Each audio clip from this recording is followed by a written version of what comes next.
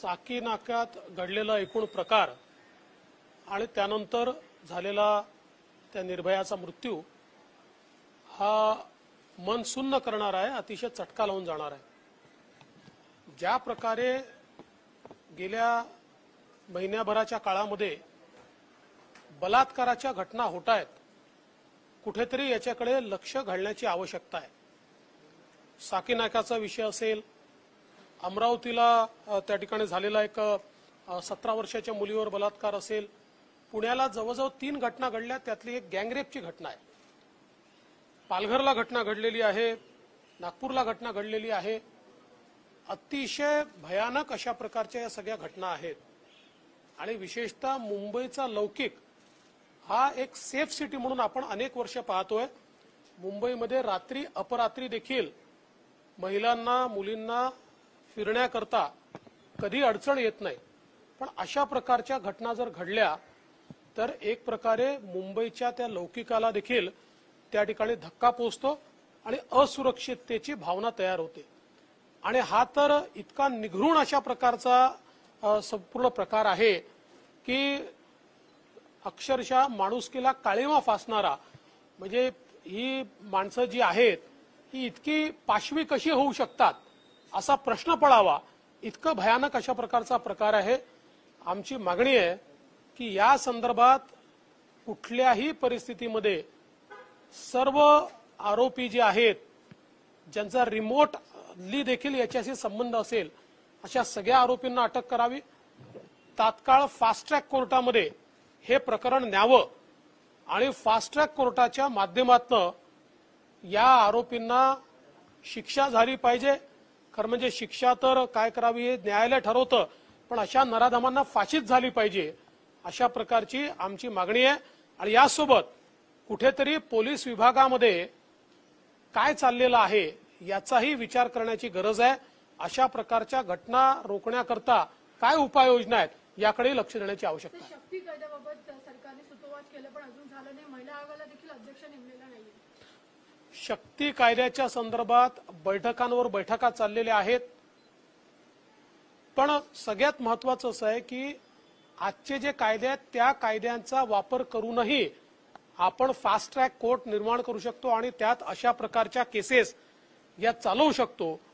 माझं तर म्हणणं असं आहे की या संदर्भात स्वतः माननीय मुख्यमंत्र्यांनी chief justice of Bombay high court यांची भेट घेऊन त्यांना विनंती केली पाहिजे की डेझिग्नेटेड फास्ट कोर्टमध्ये ही केस आपण चालवावी आणि त्यातनं या नराधमांना त्या ठिकाणी सजा दिली पाहिजे। महिला आयोगाच्या संदर्भात अनेक वेळा सरकारने आश्वासन दिलं, न्यायालयाने देखील सरकारला डायरेक्टिव्ह दिला आहे, पण सरकारला फुरसतच नाही आहे की ते महिला आयोगाला अध्यक्ष त्या ठिकाणी देतील।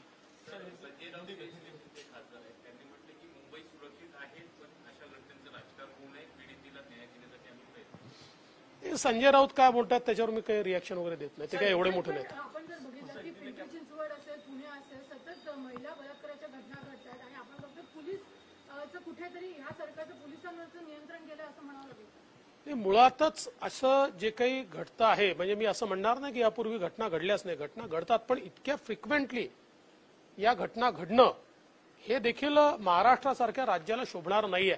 खरं तर आपली सगळ्यांची मानसिकता अशी घटना घडूच नाही अशीच अद्दल घडली पाहिजे, तथापि अशा जर घटना वारंवार घडत गेल्या तर मात्र त्यातनं असुरक्षिततेची भावना निश्चितपणे तयार होते आणि ती परिस्थिती या ठिकाणी आहे। आता मुळातच पोलिसांच्या संदर्भात एक प्रकारे पोलिसांमध्येही काही प्रमाणामध्ये नाराजी दिसून पडते आहे।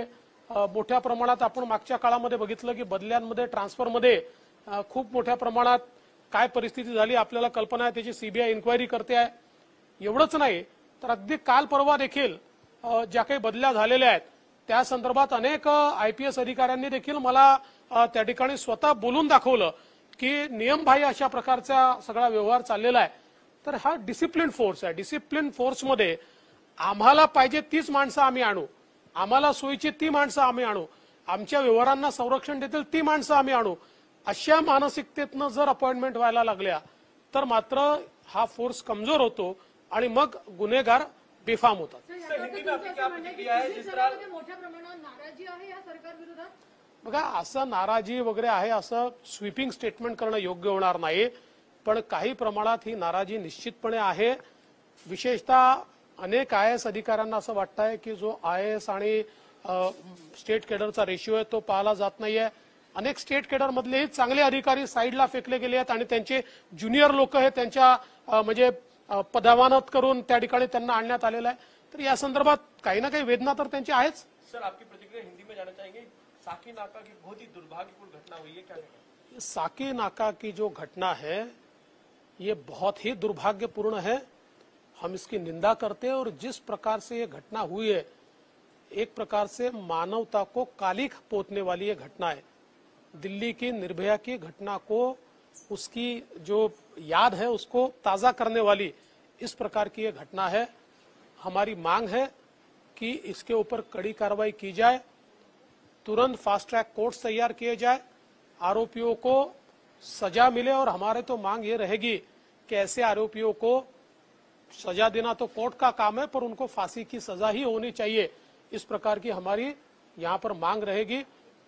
कुल मिलाकर अगर हम देखें तो पिछले एक महीने में महाराष्ट्र में बलात्कार, सामूहिक बलात्कार, इसकी घटनाएं बहुत ज्यादा बढ़ रही है और ये बहुत चिंता की बात है. सरकार ने इसकी ओर ध्यान देना चाहिए, ऐसा हमारा मानना है. चीफ जस्टिस से मिलकर एक डेजिग्नेटेड कोर्ट बनाने की भी आपने बात की इस बात. देखिए, मुझे ऐसा लगता है कि ऐसे मामले में स्वयं हमारे चीफ मिनिस्टर साहब ने chief justice of Bombay high court इनसे बातचीत करके इसके लिए special designated fast track court तैयार करके बहुत कम समय में इस ट्रायल को कंप्लीट करना चाहिए. सर, 2 साल से भी ज्यादा का समय हो गया, शक्ति कानून अब तक इम्प्लीमेंट नहीं हो पाया है, अभी भी पेंडिंग है, सिलेक्ट कमेटी के पास खड़ा हुआ है. कैसे देख रहे हैं? कई बैठकें हो चुकी हैं इसको लेकर. देखिए, शक्ति कानून का जहां तक सवाल है इस पर बैठकें चल रही है लेकिन इसके ऊपर कोई कार्रवाई नहीं हो रही.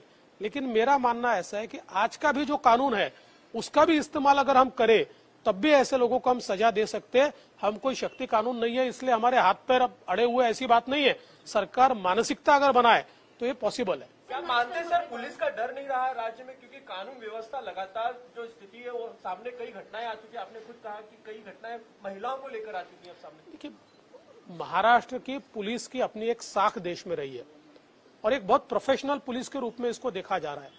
लेकिन पिछले 2 सालों में जिस प्रकार से पुलिस में इंटरफियरेंस चल रहा है, आपको पता है एक CBI जांच चल रही है, उसमें तो बहुत जबरदस्त ऐसी चीजें बाहर आ रही है.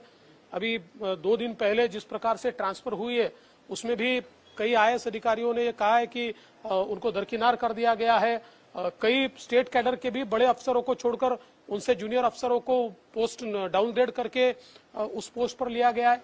तो इस प्रकार की जब घटनाएं होती है तो इससे एक डिसिप्लिन फोर्स में एक इनडिसिप्लिन तैयार होता है और उसका फायदा ये जो हमारे मतलब जिस प्रकार के अपराधी होते हैं, जो समाज विरोधी तत्व होते हैं, उन तत्वों को होता है वो दिखाई पड़ रहा है. गृह मंत्रालय हमेशा विवादों में रह रहा है सर. गृह मंत्रालय पे एक बड़ा सवालिया निशान भी लगा हुआ है. आपने ट्रांसफर पोस्टिंग की बात की है, इस तरह की घटनाएं हुई. गृह मंत्रालय में एक बड़ी फेरबदल की जरूरत है. आपको लगता है कि वहाँ कुछ सुधार होने चाहिए? देखिए, इससे बड़ा सुधार तो क्या हो सकता है? एक गृह मंत्री गए, दूसरे गृह मंत्री आए. इससे बड़ा आप सुधार क्या हो सकता है? नए गृह मंत्री जी से अपेक्षा है कम से कम जो पुलिस की अवस्था पिछले 1-1.5 सालों में हुई है उसका सुधार वो करे. तो अल्टीमेटली देखिए, ये एक इंस्टीट्यूशन है. व्यक्ति आते हैं, कभी मैं गृह मंत्री था, फिर दूसरे थे, अभी तीसरे, मेरे से पहले कोई और थे. इंस्टीट्यूशन चलती है और इस इंस्टीट्यूशन को अगर हम डाइल्यूट करना शुरू कर दे तो इसका लॉन्ग टर्म इफेक्ट खराब होता है. बदल्यांचा विषय म्हणाला की अनेक IPS ऑफिसर नाराज आहेत. नाशकात पण पाटील यांच्या बदली विरोधामध्ये लोकांनी पोस्टरबाजी केली आणि आपली नाराजी दर्शवली आहे. कोण पाटील? कोण आहे? सचिन पाटील. नाही, मला कल्पना नाही आहे त्याची. सर, पण हे IPS ऑफिसर नावावरही आरोप करताना तुम्हाला भेटतात असं मालिकांनी आरोप केला. त्यांचं असं म्हणणं आहे की मंत्र्यांवर इतर आरोप करण्याआधी ते तुम्हाला भेटतात आणि मग आरोप करतात. मला अनेक IPS ऑफिसर्स भेटतात. त्याचा अर्थ ते सगळे काही आरोप करतात असं नाहीये आणि आरोप करण्याकरता मला भेटण्याची आवश्यकता नाहीये. ज्याला आरोप करायचा आहे तो त्या ठिकाणी त्याच्यावर जी काही परिस्थिती आहे त्यानुसार आरोप करतो. IPS अधिकारी मला का भेटतात आणि त्यांना का भेटत नाही, अशा प्रकारे जर त्यांच्या मनामध्ये असूया असेल तर त्यांनी आत्मचिंतन केलं पाहिजे. आणि मी एक गोष्ट सांगतो, महाराष्ट्रामध्ये ही परंपरा आहे. महाराष्ट्रातले IAS IPS अधिकारी हे राज्यातल्या नेत्यांना वेळोवेळी इश्यूजवर भेटत असतात. मी ज्यावेळेस मुख्यमंत्री होतो, आमचे अनेक अधिकारी पवार साहेबांना भेटायला जायचे. मी कधी त्यांना नाही म्हटलं नाही. हे बंगाल नाही आहे, हे महाराष्ट्र आहे. या महाराष्ट्रामध्ये लोकशाही आहे. लोकशाहीमध्ये विरोधी पक्षनेत्याचं एक स्थान आहे, विरोधी पक्षातल्या नेत्यांचं एक स्थान आहे. त्यामुळे आमच्याही काळात आम्ही कधी थांबवलं नाही आणि नवाब मलिकाने थांबवलं तरी ते थांबणार नाही. दुसरी गोष्ट अशी आहे की अधिकाऱ्यांवर तक्रार करायची वेळ तुम्ही का आणता? आणू नका ना. हे जे भ्रष्ट तुमचा कारभार आहे तो बंद करा. कोणी कारवाई करणार नाही तुमच्यावर. देवेंद्रजी, त्यांच्यामुळे एक तुमच्या प्रश्न असा आहे, इशाऱ्यावर हे IPS ऑफिसर चालतात आणि मग आरोप करतात. नवाब मलिकांना तसं काही फार माहित नसतं. त्यांना जे काही लिहून जातं ते लोक बोलत असतात. देवेंद्रजी, प्रश्न असा आहे की साकीनाक्याची जी घटना आहे, सत्ताधारी पक्षातले मंत्री अनेक मुंबईत आहेत, परंतु त्या ठिकाणी घटनास्थळी अद्याप कुठलाही सत्ताधारी पक्षातला नेता, मंत्री किंवा पालकमंत्री कोणीही पोहोचले नाही. नाही, मला असं वाटतं की किमान त्या ठिकाणी पालकमंत्र्यांनी तरी जाणं हे गरजेचं आहे. कारण शेवटी काय असतं बघा, तिथे काही फार जाऊन गर्दी केली पाहिजे असा मताचा मी देखील नाही, पण प्रशासनावर एक त्याचा दबाव असतो. सरकारमधलं कोणी जर त्या ठिकाणी गेलं, गृहमंत्री असतील, पालकमंत्री असतील, कोणीतरी जर गेलं त्या ठिकाणी, तर त्याचा एक प्रशासनावर दबाव असतो आणि त्यातनं गोष्टी वेगानं होतात. आणि दुसरं, लोकांना देखील दिलासा वाटतो की सरकारने या संपूर्ण ही जी काही परिस्थिती आहे त्या परिस्थितीचं आकलन केलं आहे. सरकार याबाबत सिरियस आहे.